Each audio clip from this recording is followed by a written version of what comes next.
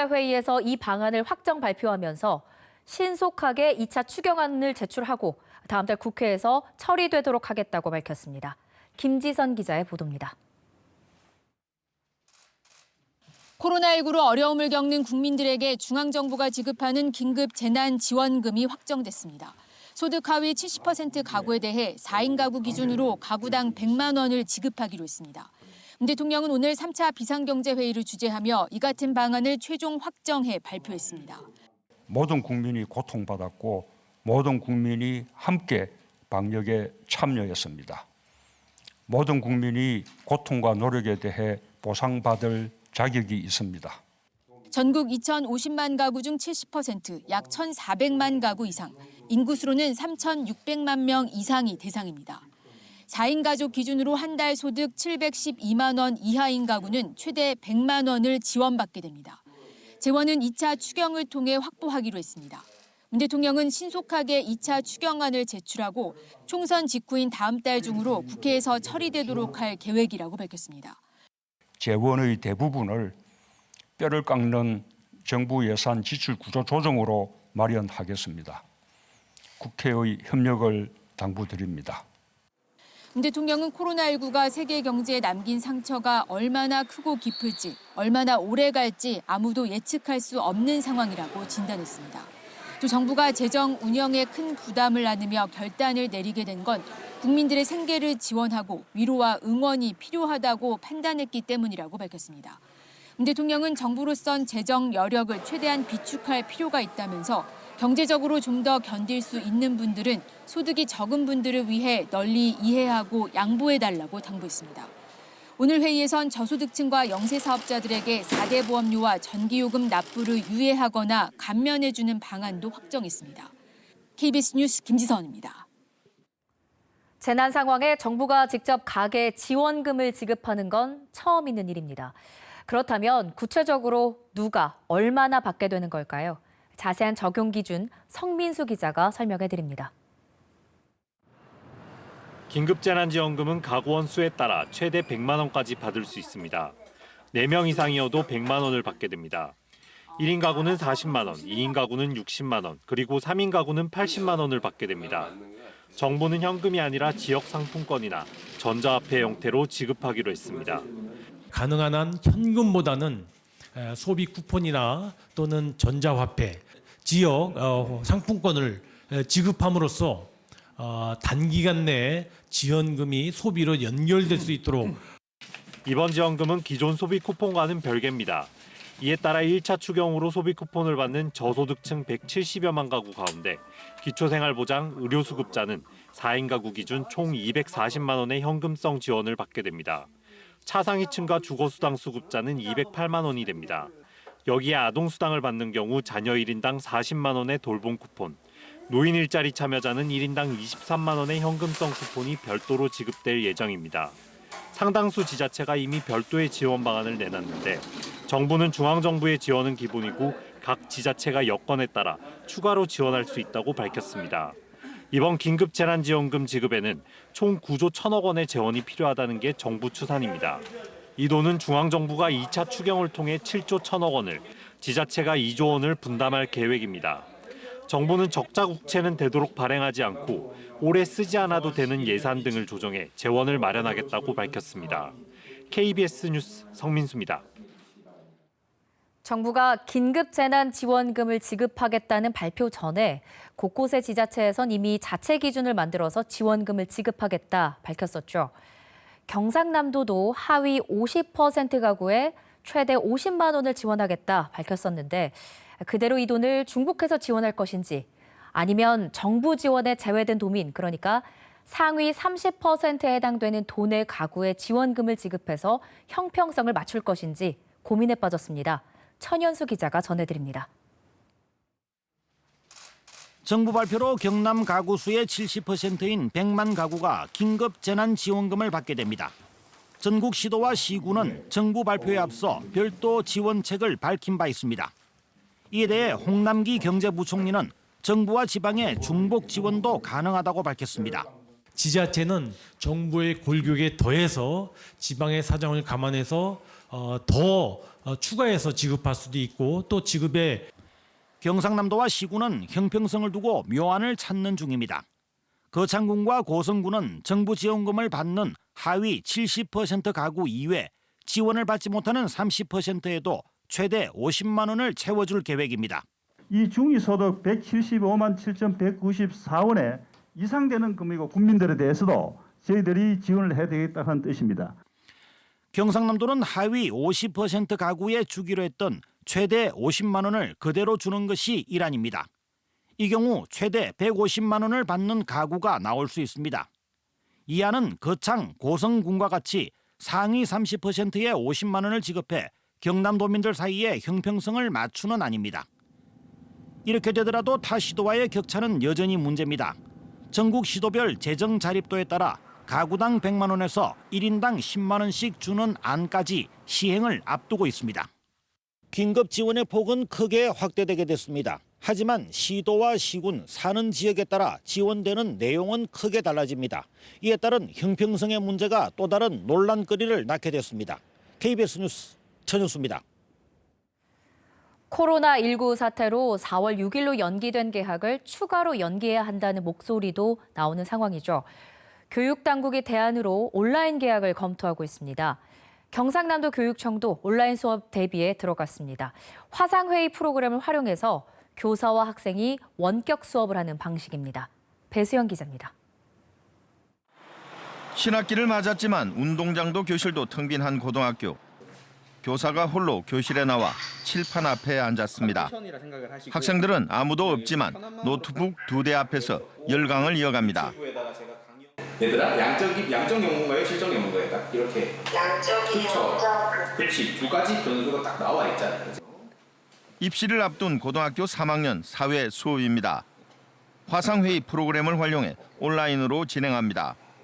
교사가 수업 내용을 화면에 띄우고 실시간으로 설명을 이어가는 방식입니다. 학생들이 궁금한 점을 대화창에 글로 물으면 말로 답해줍니다.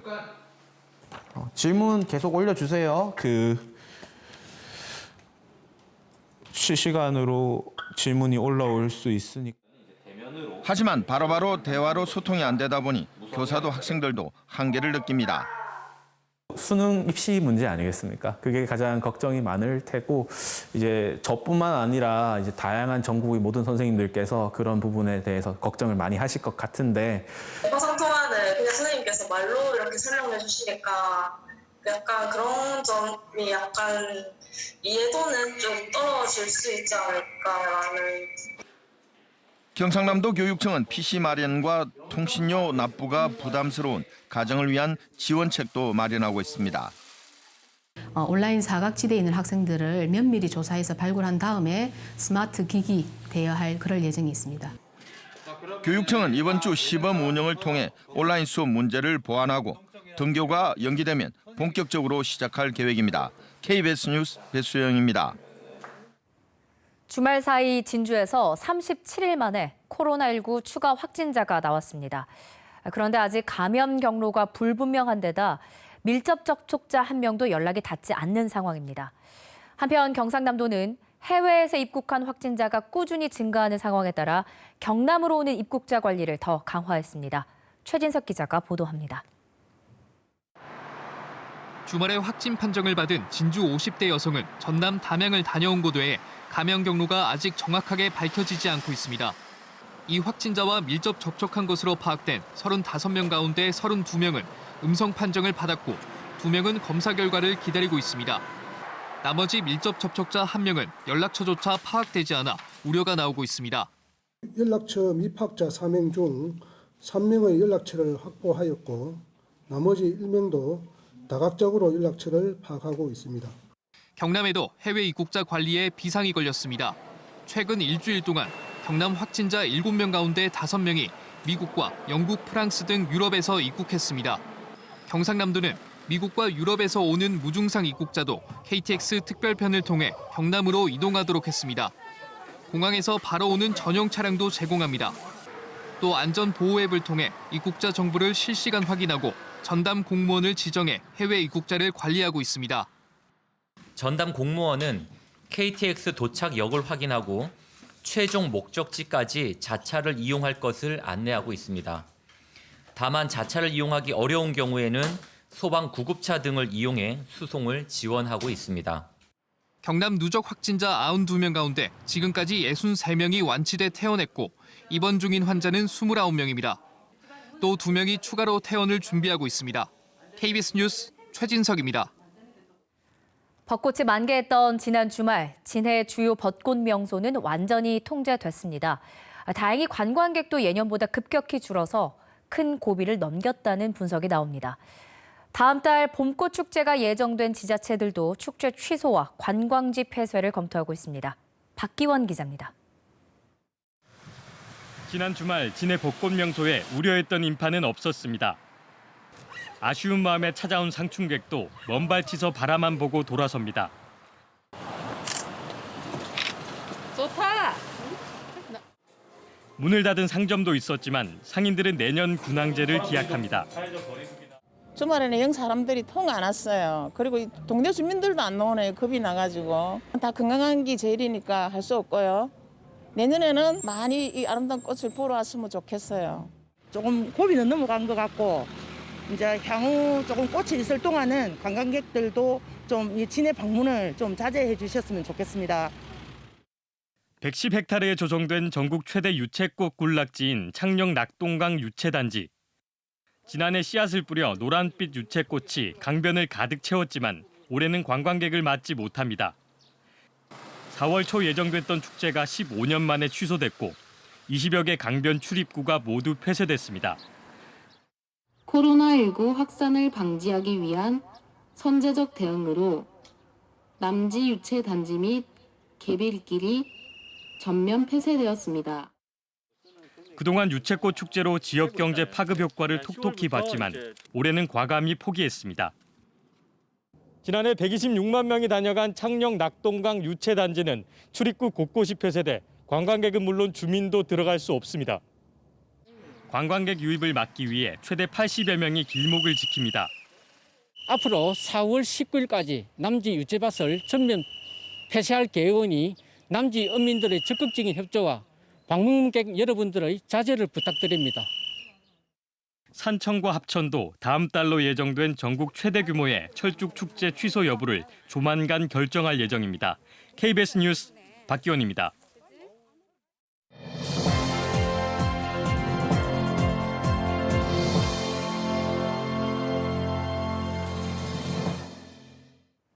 (4.15) 총선이 불과 보름 정도밖에 남지 않았습니다.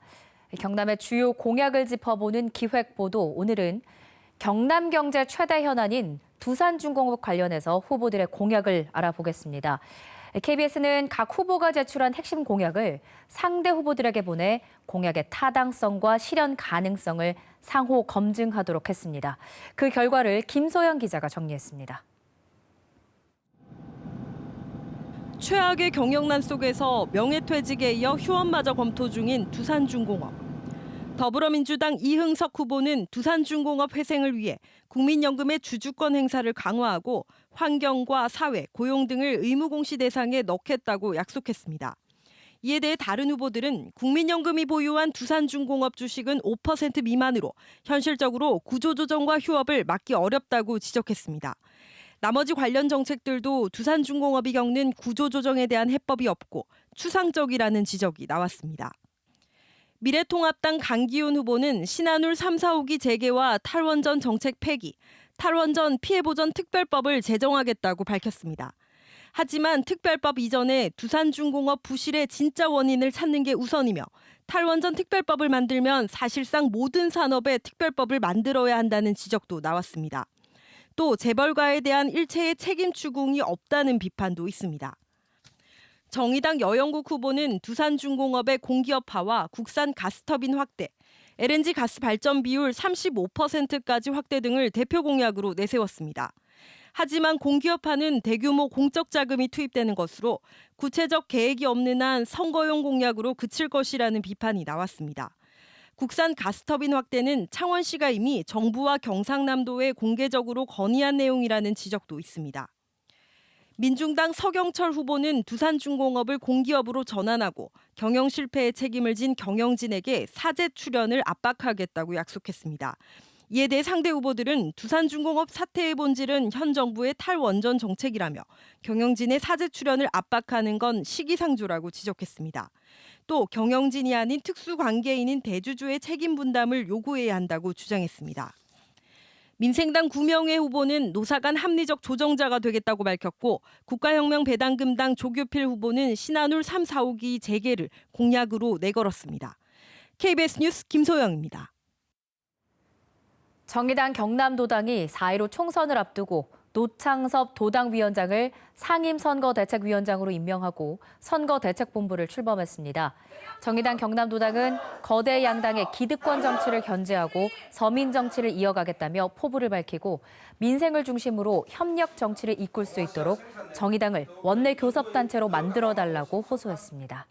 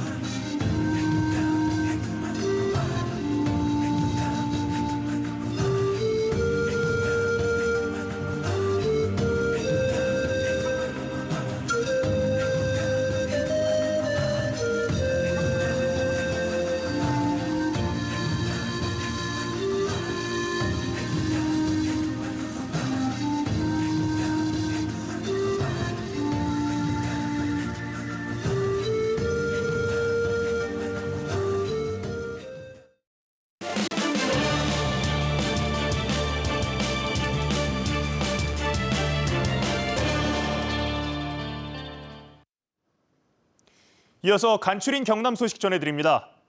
지난 주말 경남 지역 교회의 45%가 예배를 했고 이 가운데 48곳이 방역 규칙을 지키지 않았습니다.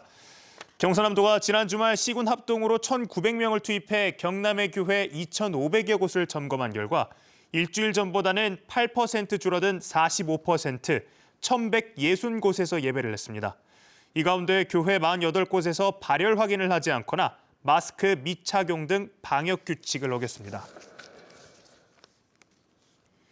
경남 서부권 공공의료 확충 공론화 준비위원회가 최근 공론화 협의회 구성 방식과 의제 등을 결정하고 공식 활동을 마무리했습니다. 공론화 협의회 운영위원회는 전문가와 행정기관, 시민사회단체 등 20명 안팎으로 꾸려지기로 했습니다. 다음 달에 공론화 협의회가 구성되면 진주와 사천 등 경남 서부권 5개 시군 주민 20명씩 모두 100명 규모로 시민 참여단이 본격적인 공론화 과정에 들어갑니다. 진주시가 코로나19 방역을 하는 진주형 일자리에 피해 주민을 우선적으로 채용합니다. 진주시는 코로나19 방역을 전담하는 진주형 일자리에 1차로 310명을 채용했고 다음 달 2일까지 830명을 추가 채용합니다. 근로자를 모집할 때 코로나19 장기화로 수입이 급격하게 줄어든 여행사와 관광, 식당, 운송 종사자 등을 우선 채용하기로 했습니다. 코로나19로 인한 경제위기 극복을 위해 창원시 비상경제대책회의가 출범했습니다. 비상경제대책회의는 매주 2차례 회의를 열어 소비 침체 대응 전략과 각종 지원의 사각지대에 놓인 피해계층을 위한 핀셋형 지원 방안을 마련할 예정입니다. 창원시는 또 정보 취약계층을 위한 종합 안내 창구인 상담 원스톱 지원센터도 운영하기로 했습니다. 고 한주호 준이 순직 10주기인 오늘 허성무 창원시장과 간부 공무원들이 창원 진해로에 있는 동상을 참배했습니다. 한준이는 지난 2010년 3월 30일 천안함 침몰 해역에서 실종자 수색 작업을 하다 순직했습니다. 창원시는 해마다 3월 말 천안함 46 용사들과 고 한주호 준이의 고귀한 희생 정신을 기리기 위해 진해로를 찾아 참배하고 있습니다. 개원 1주년을 맞은 거창 승강기 안전기술원이 오는 5월부터 상설교육장을 운영합니다. 상설교육장은 매주 교육생 100여 명을 상대로 최대 3박 4일 동안 승강기 관련 기술 교육을 합니다. 승강기 안전기술원은 문을 연 지 1년 만에 안전 인증을 받기 위한 기업체 직원 등 2천여 명이 찾았습니다. 거제시청 8급 공무원이 텔레그램 박사방 공범 혐의를 받아 논란이 일고 있는 가운데 거제시가 전체 직원을 대상으로 디지털 성범죄 예방 교육을 했습니다. 이번 교육은 성희롱, 성추행 등 디지털 성범죄 예방과 청렴도 향상을 위한 내용이 포함됐으며 사회적 거리 두기 지침에 따라 온라인 강의 형식으로 진행됐습니다. 국내 최대 고인돌로 알려진 김해 구산동 지성묘의 추가 발굴이 13년 만에 시작됩니다. 김해 씨는 올해 말까지 16억여 원을 들여 350톤에 달하는 무게 때문에 조사하지 못한 지성묘 내부를 추가 발굴하고 주변 터를 유적공원으로 만들어 국가 사적 승격을 추진한다고 밝혔습니다. 청동기 시대 유적인 구산동 지성묘는 도굴 흔적이 없어 무덤 내부가 온전히 보존됐을 것으로 기대됩니다. 지금까지 간추린 경남 소식이었습니다. 코로나19 사태로 대학에서는 온라인 강의가 진행 중이죠. 어쩔 수 없는 상황이긴 하지만 학생들 사이에서 그렇다면 등록금은 왜 그대로냐는 불만이 커지고 있습니다. 온라인 강의는 아무래도 수업의 질이 떨어지는 데다 학교 시설도 거의 이용하지 못해서 등록금을 조정해야 한다는 건데요. 대학은 부정적인 입장입니다. 최위지 기자입니다. 한 대학생이 강의실이 아닌 카페에서 전공 수업을 듣고 있습니다. 개강과 동시에 온라인 강의가 진행됐습니다. 애초 2주 정도 예상했던 이런 강의 방식이 무기한 연장됐습니다. 학생들은 강의실에서 듣는 수업보다 교육의 질이 떨어진다며 불만입니다. 유튜브 보는 느낌에다가 수업의 질이 아무래도 오프라인에 비해서 많이 떨어져요. 이게 돈 내고 들을 만한 강의는 아닌 것 같아요. 실습 수업은 사실상 진행조차 못하고 있습니다. 실습 과목 자체가 진짜 사람 손으로 해야 되고 또 눈으로 봐야 되는데 그거를 이제 사이버 강의로 하다 보면 애들이 실력이 발휘가 될지. 코로나19 확산을 막는다며 대학마다 출입을 제한해 학생들은 도서관 등 학교 시설도 제대로 이용하지 못하고 있습니다. 이 때문에 학교 게시판 등에는 등록금을 인하하거나 반환해야 한다는 요구도 잇따르고 있습니다. 저희가 이제 학교에서 수업만 듣는 게 아니라 그 외적인 것도 누려야 된다고 생각을 하는데 그게 다 포함된 게 등록금이라고 생각하는데 그냥 개인적인 학생 입장에서 봤을 때는 조금 아깝다고 생각이 들 수가 있죠. 하지만 대학들은 수업의 형태만 다를 뿐 교수들이 정상적으로 강의를 하고 있어 등록금을 조정할 계획이 없다는 입장입니다. 대면 수업을 안 할 뿐이지 정상적인 개강은 되어서 수업을 온라인으로 지금 정상적으로 하고 있습니다. 수도권의 일부 대학에선 학생들이 등록금 책정위원회를 열 것을 요구하고 나섰습니다. 등록금 인하를 건의하는 청와대 국민청원에도 현재까지 13만 명 넘게 동의했습니다. KBS 뉴스 최위지입니다.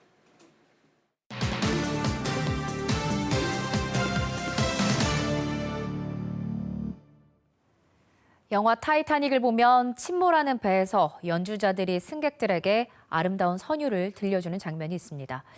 음악예술은 이처럼 절망적인 순간에 사람들에게 위로를 전해주기도 하죠. 그런데 이번에는 코로나19로 문화예술가들이 큰 어려움을 겪고 있습니다. 생업이 끊기며 위기에 빠진 문화예술인들을 현장 속으로 해서 만났습니다.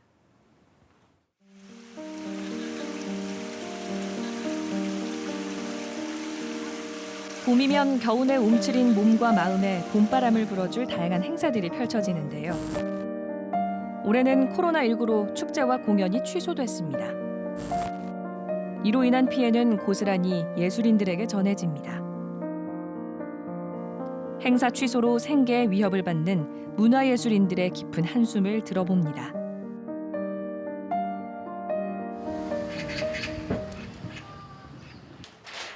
미술 작가인 박준우 씨. 차세대 유망 예술인으로 지정된 신진 작가입니다. 이달 전시회가 예정돼 있었지만 코로나19로 연기됐습니다. 그냥 준비했던 게 조금 연기가 되면서 약간 좀 왜 풀린 그런 기분. 지난해 7월부터 전시회를 준비하며 작업에 몰두했지만 그 결과물은 작업실에만 고스란히 머물고 있습니다. 창원 청작 스튜디오 자작이라고 거기서 이제 지원받고 사업을 해서 이제 결과 보고전을 하기로 했었는데 이제 그게 성사토에서 하기로 했었는데 이제 미뤄져가지고 코로나 때문에 그래서 지금 약간 그날을 위해서 많이 그려뒀는데 지금 좀 멈춰 있는 상태. 좀 그런 걸 염두에 두고 그렸던 거니까 좀 아쉬운 마음이 있기는 있죠. 작품들이 빛을 보지 못한 게 아쉽지만 더 큰 현실적 문제가 닥쳐 있습니다. 미술학원에서 아이들을 가르쳤지만 코로나19로 학원이 휴원하며 생계가 막막해진 겁니다. 할 수 없이 심야의 택배 회사에서 물류 정리 아르바이트를 합니다. 낮에 작업을 하려고 심야 아르바이트를 선택했는데요. 그러다 보니 낮에도 작업을 하기가 빠듯하기만 합니다. 일 갔다 오면 너무 피곤해서 이제 자면 되니까 네, 그런 후회되거나 이런 거는 근데 아직까지는 잘 모르겠어요. 경남을 기반으로 20년 넘게 음악 활동을 해온 정홍일 씨. 그동안 많은 불경기에도 꿋꿋하게 음악 생활을 이어왔는데요. 코로나19의 여파는 남다릅니다. 결국 9년째 운영하던 음악학원을 정리하기로 했습니다. 코로나 때문에 이제 한 2달 정도는 수입이 아예 없으니까 정리를 할 수밖에 없겠구나 그런 결정을 좀 했죠. 연습 공간을 마련하고 생계 수단의 방안으로 학원을 시작해 한때는 혼자서 수업을 진행하기 벅찰 정도로 수강생이 많았습니다. 하지만 경기가 어려워지면서 수강생은 줄고 코로나19 이후 최근 2달 동안은 수강생이 한 명도 없었습니다. 그 0이니까 월세나 관리비를 이렇게 감당을 하기가 할 수가 없죠. 그렇다고 어떻게 빚을 낼 수도 없는 상황이고 폐업 신고까지 해버렸거든요. 학원을 정리한 뒤 지인의 도움으로 연습실을 마련했지만 지금은 당장 설 수 있는 무대가 없습니다. 음악을 하는 사람에게 설 수 있는 무대가 없다는 게 가장 큰 상실감의 이유입니다.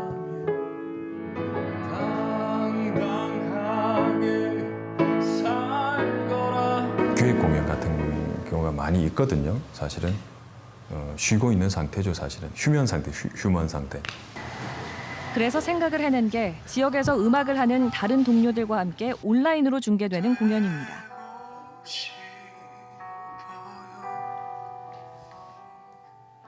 음악인들에게는 공연 기회를 만들어주고 외출을 꺼리는 시민들에게는 안방에서 문화생활을 누리는 일석이조의 효과를 만든 겁니다.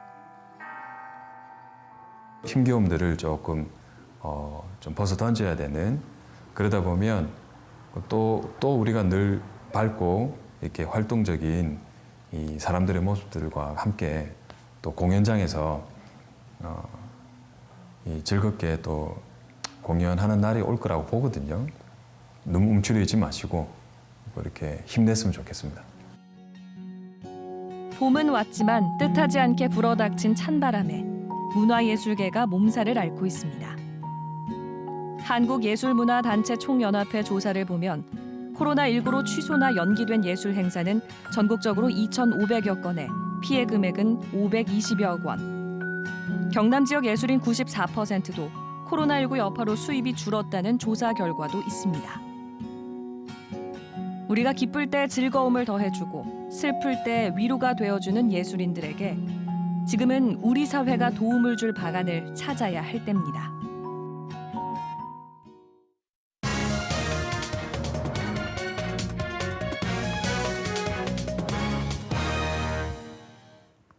(4.15) 총선을 앞두고 각 정당의 경남도당에서도 선거대책위원회를 출범시켰습니다. 오늘 이슈 대담에서요, 각 당의 선거 준비 상황과 목표를 들어보는 시간을 마련했는데요. 먼저 오늘은 더불어민주당 경남 미래준비선거대책위원회 장종화 공동대변인 만나보도록 하겠습니다. 어서 오세요. 네, 안녕하세요. 반갑습니다. 먼저 더불어민주당 경남도당의 이번 총선 목표부터 여쭤보도록 하겠습니다. 네, 지난 수십 년간 우리 경남의 총선 결과를 좀 보면요. 잘 아시다시피 특정 정당이 독점을 해오다시피 했었습니다. 여전히 새누리당의 전신인 미래통합당은 우리 경남의 16개 지역구 전석을 석권하겠다 이런 얘기들을 하시는데요. 저는 그러한 발언들이 여전히 특정 정당의 짝대기만 꽂으면은 당선이 된다는 아주 오만한 발언이라고 생각을 하고요. 그리고 경남 도민들의 수준을 굉장히 무시하는 처사라고 생각을 합니다. 노무현 대통령 이후 수많은 민주진영 인사들이 지역주의 타파를 위해서 경남 지역에서 노력과 헌신을 하셨습니다. 이번 더불어민주당 경남도당의 4.15 총선 목표는 네. 우리 경남 지역에서 특정 정당이 독점을 하고 있는 구조를 타파하고 침체되어 있는 경남 경제의 재도약, 나아가 우리 경남 출신의 문재인 대통령과 함께 사법, 재벌, 그리고 정치 개혁을 추진하고 완수할 수 있는 그런 원동력을 예. 확보해야 한다. 그런 간절한 심정으로 지금 현재 총선에 임하고 있습니다. 그럼 구체적으로 좀 더 목표하고 있는 지역 의석수 그리고 경남 지역에서 비례 득표율 어느 정도 예상하십니까? 사실 선거는 끝날 때까지 알 수가 없죠. 네. 예, 끝까지 겸손히 최선을 다해야 되는데요. 경남의 민주당 의석 한 석은 단순히 한 석을 넘어서는 의미를 가지고 있다고 생각합니다. 그래서 얼마 전에 김두관 선거대책위원장께서도 경남의 한 석은 5석의 수도권 5석의 의미와 같다라는 얘기도 하셨는데요. 사실 우리 경남의 선거가 민주당에게는 어려운 것이 네. 사실입니다. 그렇지만 우리 경남 도민들께서는 2017년도에 최순실 국정농단 이후에 촛불혁명으로 문재인 대통령으로 세워주셨고 그리고 2018년도엔 경남 지방 권력도 교체를 해주셨습니다. 선거는 결국 51대 49의 싸움이기 때문에 우리 침체되어 있는 경남 경제의 재도약을 위해서도 집권 여당 후보에게 힘을 실어주실 거라고 생각하고요. 현재로서는 그래도 우리 경남에서 과반은 좀 허락해 주시지 않을까. 8석이요. 예, 그런 바람과 기대를 가지고 있습니다. 현재 현역 더불어민주당 의석은 3석인데 예, 5석을 그렇습니다. 3석도 어쨌든 이기고 나머지 5석을 더 가져가겠다 이렇게 생각하면 될까요? 최선을 다해야죠, 끝까지. 알겠습니다. 문재인 정부 집권 4년 차입니다. 그리고 사실 선거 때마다 이제 정부와 여당 심판론이 항상 등장하는데 이번에도 등장했습니다. 그렇다면 경남 지역에서 바라본 이번 총선의 의미는 뭐라고 생각을 하세요? 사실 한 예를 좀 들자면요. 의령에 얼마 전에 전현직 군수가 구속되는 예. 불행한 사건이 있었죠. 그 내용을 좀 보면은 그 군수가 부정부패 사건에 연루가 되고 근데 그 앞전에 보면 그 군수를 공천했던 국회의원도 부정부패 사건에 연루가 돼서 구속이 됐었거든요. 이러한 특정 지역의 그러한 사건들이 우리 경남에서 자주 발생을 해왔습니다. 그렇기 때문에 이번 총선의 의미는 우리 경남에서 그러한 부정부패 수구 권위주의의 과거를 청산하고 새로운 미래로 나아갈 것인지 아니면은 다시 과거로 회귀할 것인지 그런 결정을 해야 되는 아주 중요한 선거이기 때문에 이번 총선의 의미는 더 깊다고 생각을 합니다. 네. 앞서 잠깐 설명드렸는데 지난 23일에 더불어민주당 경남도당이 경남 미래준비 선거대책위원회를 출범을 시켰습니다. 좀 지역구마다 공약은 좀 다르겠지만 네네. 경남 지역 선거 공약을 좀 훑어본다면요. 네, 지난 23일 날 재도약 경남 부활하는 지역 경제라는 제목으로 네. 우리 10개 분야 119개의 공약을 발표를 했는데요. 그 119개의 공약을 다 드릴 시간을 주시진 않으실 거죠? 네. 예. 대표 몇 개만 들어보죠. 예, 예. 좀 요약을 좀 해보자면요. 몇 가지를 좀 말씀드리자면은 우리 경남 18개 시군의 지역 균형 발전을 위해서는 우선적으로 광역교통망 확충이 필요합니다. 경남 생활권의 이동거리 단축 그리고 경남 경제공동체 구축을 위해서 동남권 순환철도를 건설이 필요하고 추진해 나갈 계획이고요. 잘 아시다시피 지난 자유한국당 도정에서 우리 진주 의료원이 폐쇄가 되고 네. 그로 인해 가지고 이번 코로나 사태처럼 우리 실질적으로 도민들께서 병원을 이용할 수 있는 기회들이 많이 박탈이 되고 있고요. 그리고 실제로 경남도의 사망자 숫자도 많이 늘어났습니다. 그렇기 때문에 우리 경남에는 지금 취약 지역을 중심으로 해서 응급의료기관의 설치와 그리고 감염병 예방병원까지도 구축해 나간다 그런 네. 공약을 제시하고 있고요. 무엇보다 중요한 것은 지금 우리 경남의 16개 지역구의 민주당 후보들이 모두 그 공약들을 발표를 하고 있습니다. 그 지역에 계신 분들은 그러한 공약들을 잘 보고 꼭 한번 다른 후보와 비교를 해주셨으면 감사하겠습니다. 목요일부터 이제 본격적인 선거 운동이 시작이 되는데 네네. 경남의 민심은 어떻다고 더불어민주당에서는 좀 보고 계세요? 이제 사전 투표가 10일부터 시작되니까요. 예. 실제로 이제 한 열흘 정도 있으면 선거가 된다고 생각을 하는데요. 사실 지난 1월 달을 좀 되돌아보면은 우리 코로나19가 확산될 즈음에 대체 이 정부는 뭐 하냐. 그리고 확진자가 왜 이렇게 우리나라만 이렇게 확진자가 많이 나오냐, 정부가 잘못한 것이 아니냐 이런 얘기들이 굉장히 많았고 여론이 굉장히 좋지 않았습니다. 그런데 후에 지금 현재 보면은 그런 확진자 숫자가 많이 발생하고 했던 부분이 우리 대한민국의 그 보건 체계에서는 확진자를 찾아내는 수순이었거든요. 그리고 다른 나라의 지금 다른 국가에서 그 확진자 숫자가 대거 발생을 하고 있고 팬데믹으로까지 가지 않았습니까? 그리고 현재 우리 경남도만 보더라도 오늘자로 92명의 확진자 중에서 현재 65명이 완치가 돼서 퇴원을 한 상태고요. 현재 안심할 단계는 아니지만 우리 도민들께서 적극적인 방역 참여와 그리고 대규모 확산 위험을 막아내시고 계신데요. 현재 우리 도민의 유권자 수준은 그 어느 때보다 높다고 생각을 합니다. 네. 과연 우리 도민들의 생명과 안전을 위해서 일할 정당이 어디인지, 권력만 추구하고 있는 정당이 어디 있는지 현명한 판단을 해주실 거라고 생각합니다. 그러니까 코로나19 사태에 대처하는 정부의 활동을 보면서 아마 그 어느 때보다 좀 분위기가 좋다고 판단하신다 이렇게 생각을 하면서 마무리를 표심으로 하도록 연결됐으면 좋겠습니다. 마무리하도록 하겠습니다. 여기까지 듣겠습니다. 고맙습니다. 고맙습니다.